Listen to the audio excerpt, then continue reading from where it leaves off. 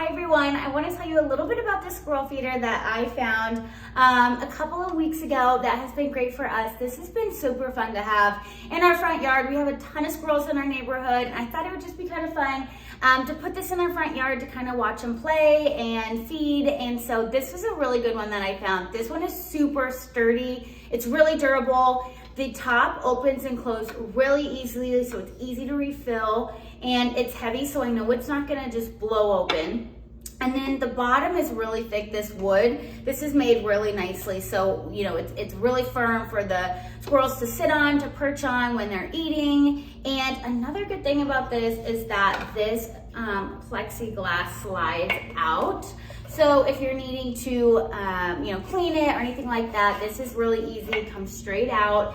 And then it's really easy to assemble. They even include the hooks for you, or the nails for you to nail into your tree through these holes right here. And then the last thing is that you have a 1-year warranty on this thing. So if this guy breaks, you know that you can kind of get a replacement within that first year. So if you want a little something fun to do, this is great for kids if they love to watch birds or squirrels, anything like that. This is really great. Go grab you one. You can just go nail it straight to your tree and just have fun watching them. So enjoy.